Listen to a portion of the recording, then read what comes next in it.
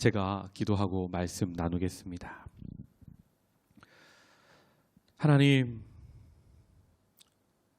누가 우리를 하나님의 사랑에서 끊을 수 있겠습니까? 오늘도 생명 주시고 건강 주시고 무엇보다 하나님 사랑하는 마음 주시고 또 사랑하는 영혼들 또 교회를 위하여 기도할 수 있는 마음 주셔서 우리가 한 걸음에 새벽 단잠 뒤로 하고 하나님 전에 왔습니다. 짧게 말씀을 나누고 또 기도했습니다. 계속해서 기도의 자리로 나아갑니다.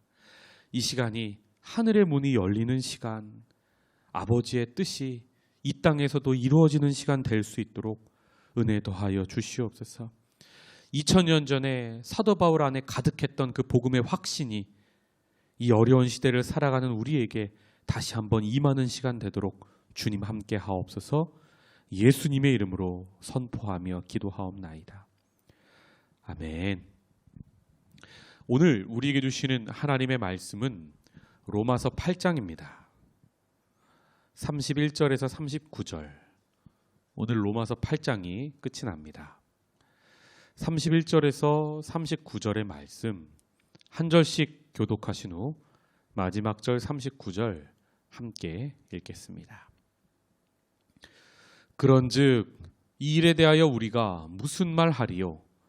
만일 하나님이 우리를 위하시면 누가 우리를 대적하리요?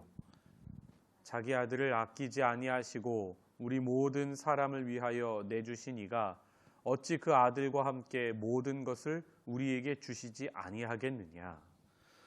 누가 능히 하나님께서 택하신 자들을 고발하리요? 의롭다 하신 이는 하나님이시니 누가 정죄하리요? 죽으실 뿐 아니라 다시 살아나신 이는 그리스도 예수시니 그는 하나님 우편에 계신 자요 우리를 위하여 간구하시는 자시니라. 누가 우리를 그리스도의 사랑에서 끊으리요? 환난이나 곤고나 박해나 기근이나 적신이나 위험이나 칼이랴.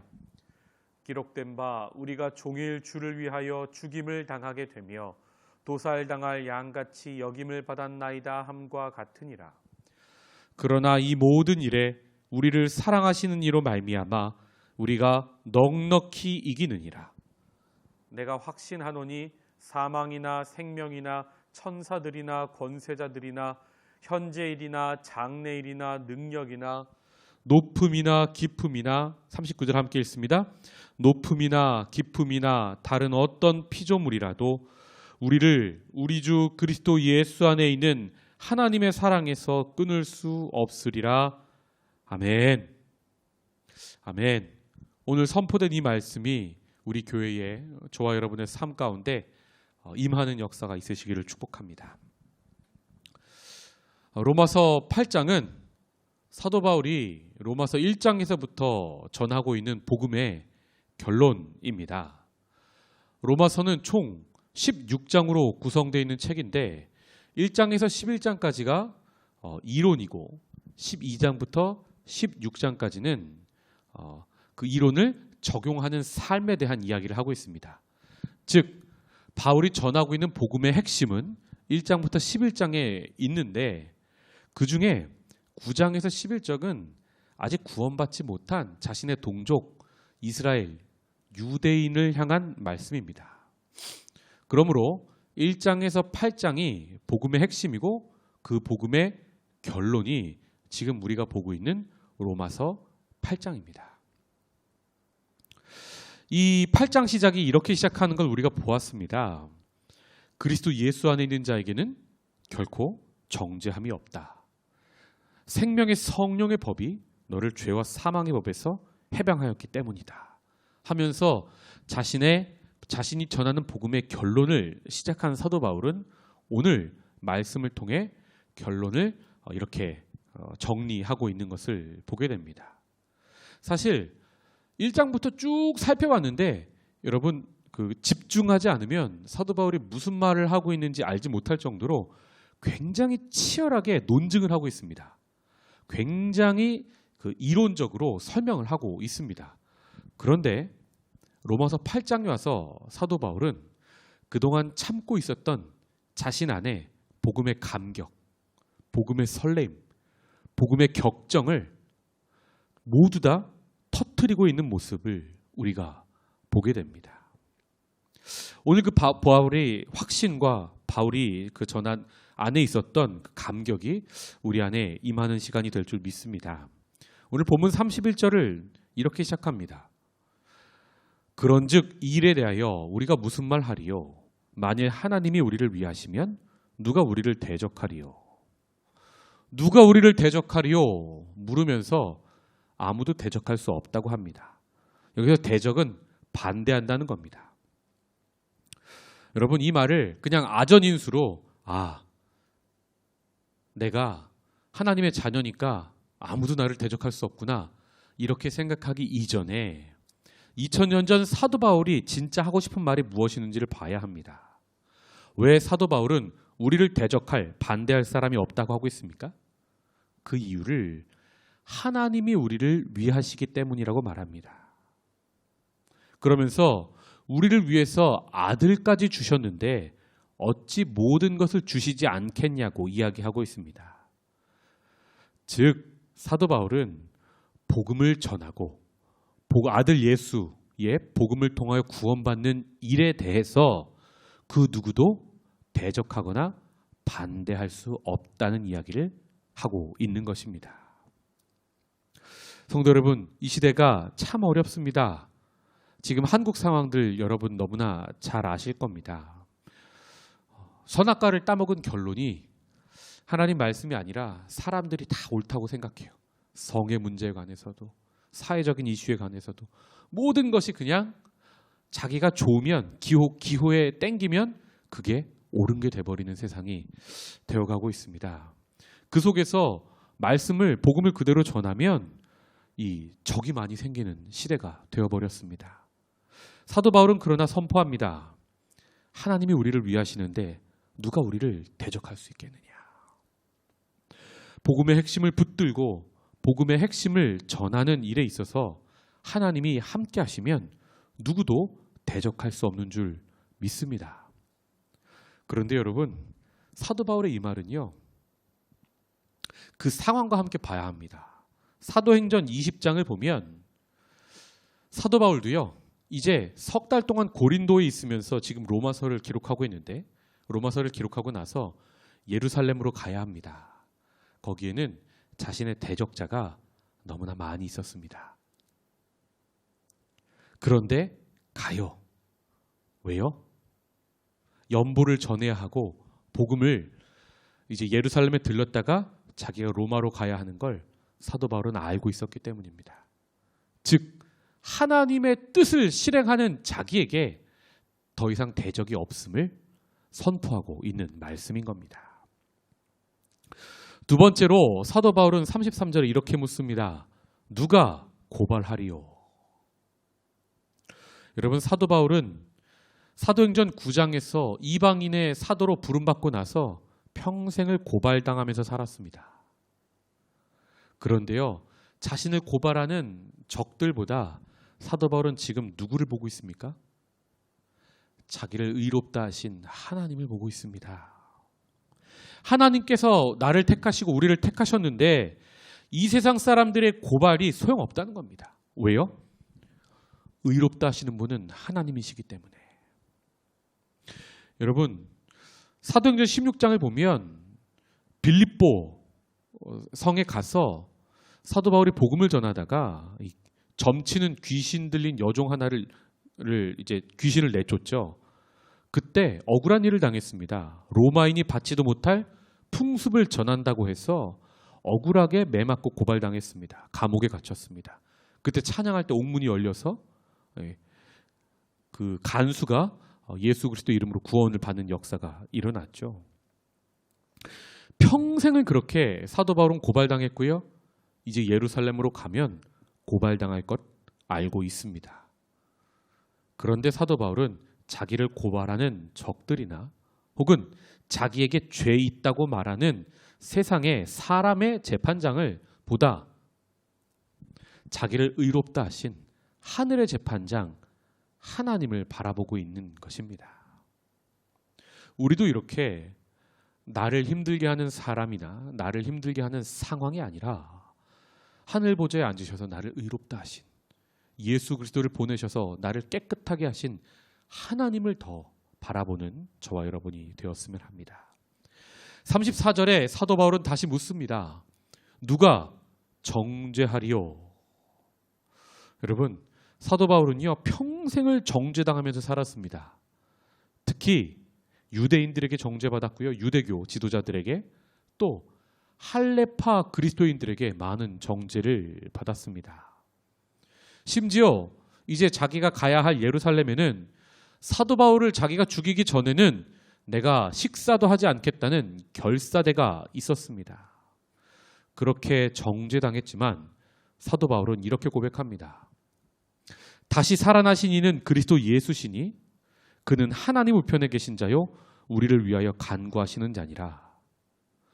부활하신 예수님이 계시고 또 그 예수님께서 하늘 보좌 우편에 앉아 계시고, 그리고 그 예수님이 거기서 나를 위하여 기도하고 계시기 때문에 나를 정죄하는 사람들이 눈앞에 있어도 자기는 정죄당하지 않는다는 것입니다. 즉 사도 바울은요 정죄하는 사람들 때문에 자기가 죽어도 다시 살 것을 믿었어요. 부활 신앙이 그 안에 있었다는 말입니다. 그리고 예수 그리스도가 하늘 보좌 우편에 앉아 계신 걸 그는 봤어요. 여러분, 왕이 보좌에 앉는다는 건요 통치를 한다는 것을 의미합니다. 즉 자기를 힘들게 하는 사람이나 권세자들이나 혹은 어둠의 세력이 이 땅을 다스리는 것처럼 보이지만 그것이 아니라 하늘 보좌에서 하나님과 함께 보좌 우편에 앉으신 예수님께서 천지 만물을 다스리심을 사도 바울은 알았던 겁니다. 여러분은 우리의 인생을, 우리 교회를, 지금 전 세계가 어렵지만 전 세계를 다스리시는 분이 하나님이신 것을, 예수 그리스도이신 것을 믿으십니까? 믿으면 기도하게 돼 있어요. 믿으면요 아무리 어려운 삶의 자리를 할지라도 도망치지 않아요. 사도 바울이 예루살렘에서 피하지 않았습니다. 그곳을 향하여 갔지요. 계속해서 35절에 사도 바울은 이렇게 묻습니다. 누가 우리를 그리스도의 사랑에서 끊으리요? 아무도 끊을 수 없다고 얘기하는데 마치 끊어지는 상황이 현실에 있었음을 이야기합니다. 환난, 곤고, 박해, 기근, 적신, 위험, 칼이랴.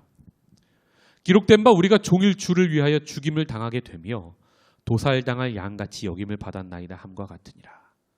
즉 복음 전하는 자기의 인생이 도살당할 양처럼 매일매일 어려움이 있었다고 고백합니다. 고린도 후서 11장을 보면 사도 바울의 고생담이 나옵니다. 자기가 이런 고생을 당했다고 이야기하는데요. 매도 수없이 맞고 여러 번 죽을 뻔하였고 유대인들에게 40에서 하나 감한매를 5번 맞았고 3번 태장으로 맞고 1번 돌로 맞고 3번 파선하고 일주야를 깊은 바다에서 지내고 여러 번 여행하면서 강의 위험과 강도의 위험과 동족의 위험과 이방인의 위험과 신의 위험과 광야의 위험과 바다의 위험과 거짓 형제의 위험을 당하고 또 수고하며 애쓰고 여러 번 자지 못하고 줄이며 목마르고 여러 번 굶고 춥고 헐벗었다고 고백합니다. 여러분, 이렇게 고생한 사람의 고백이 맞습니까? 보통 이렇게 힘들면 나 좀 살려주세요. 나 이렇게 힘들어요. 자기 연민의 고백이 나오게 되는데 사도 바울은요. 복음의 아름다운 고백이 나오고 있는 것입니다. 37절 이렇게 내가 힘들지만 그러나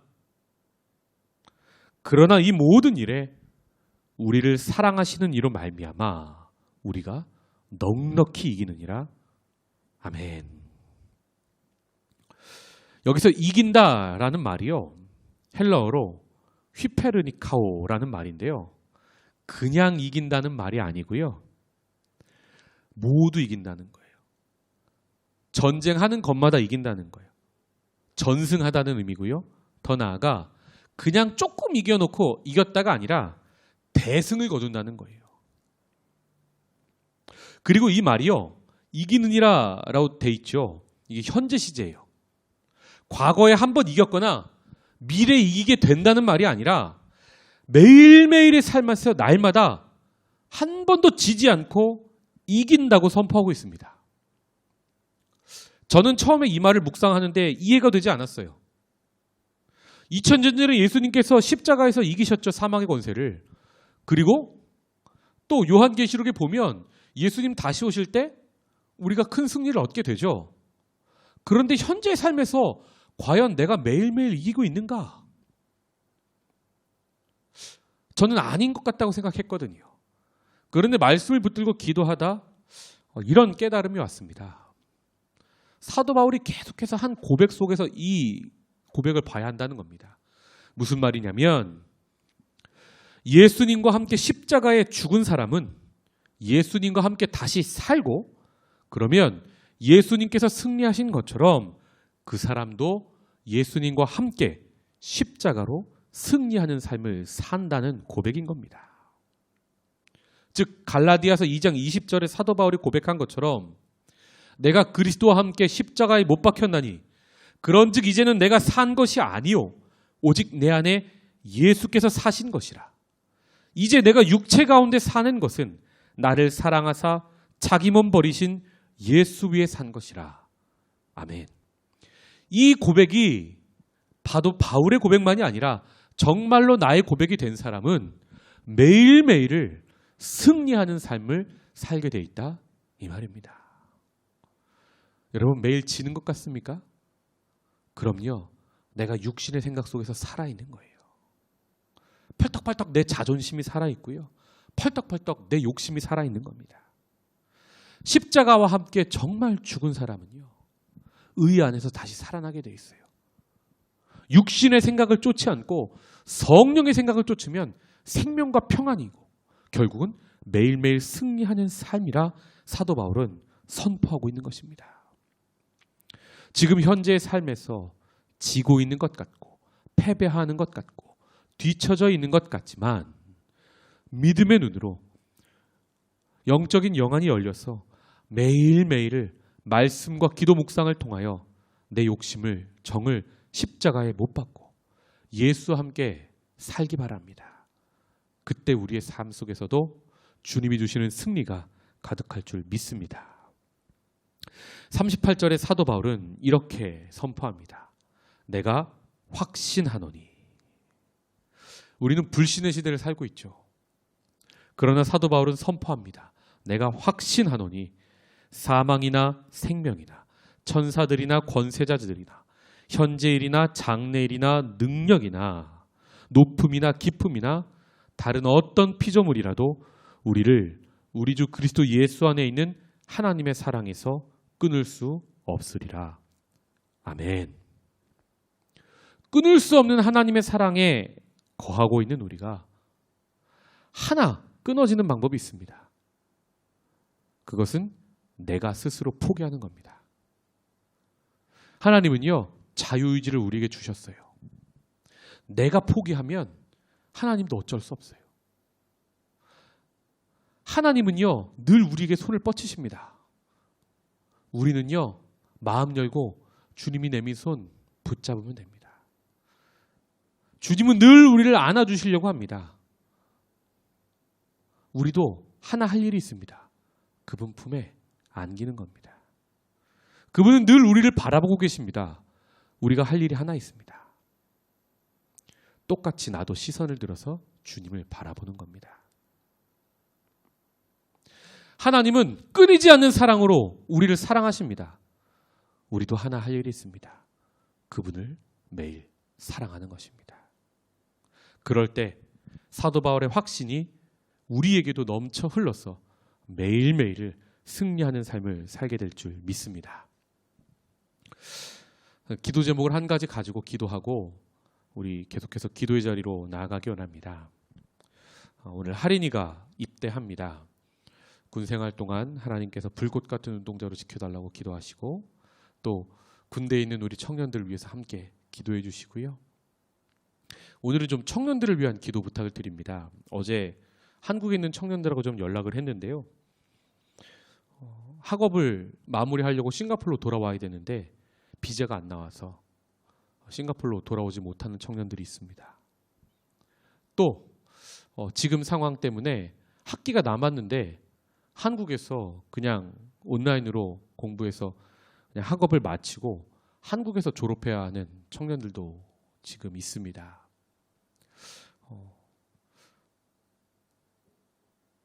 이 시기에 한국으로 돌아간 사람들 대부분이 또 청년들이 굉장히 많습니다.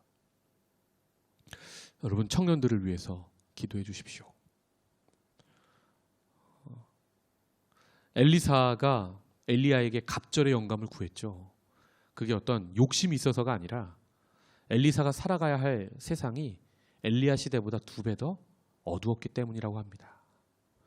우리 청년들이 살아가야 할 시대가요, 우리가 산 시대보다 더 어둡습니다. 우리 청년들 믿음에서 이탈하지 않고 끊을 수 없는 하나님의 사랑에서 끊어지지 않고 계속해서 하나님의 사랑으로 공급받고 말씀 안에, 기도 안에 거해서 이 어려운 시기를 잘 견뎌낼 수 있도록 도와달라고 기도해 주십시오. 또 우리 성도들 중에 비자 문제로 또 직장 문제로 계속해서 끊임없이 기도하는 성도들이 있습니다. 비자가 안 나오면 또 회사가 지금 계속 어려워지고 있지 않습니까? 그러면 한국으로 돌아갈 수밖에 없는 상황들이 있습니다. 여러분, 이 어려운 시기에 여러분 가정을 위해서도 기도하시지만 우리 청년들을 위해서, 성도를 위해서 많이 기도해 주시기 바랍니다. 우리 짧지만 간절하게 기도하고 제가 마무리 기도하겠습니다. 기도하겠습니다. 사랑의 하나님, 은혜와 사랑에 감사합니다. 하나님, 우리가 어려운 시기를 살아갑니다. 하나님께 우리 청년들 맡기고 우리 성도들의 삶을 맡기고 특별히 오늘 입대하는 한이를 맡기고 군대에 있는 우미와 도상이와 또 아버지 입대를 앞두고 있는 준석이와 승현이와 아버지 군에 있는 청년들도 하나님께 맡기고, 하나님 아시지요? 하나님, 어려운 시기를 살아가고 있는데 우리 청년들이 하나님 믿음 안에 거하게 하시고 예수 그리스도의 끊을 수 없는 사랑 안에 거하게 하시옵소서. 이 어려운 시기를 잘 이겨낼 수 있도록 하나님 은혜 위에 은혜를 주옵소서. 하나님, 싱가포르에 있는 아버지 우리 성도들을 또 하나님께 맡기고, 하나님 직장이 많이 어려운 가운데 있습니다.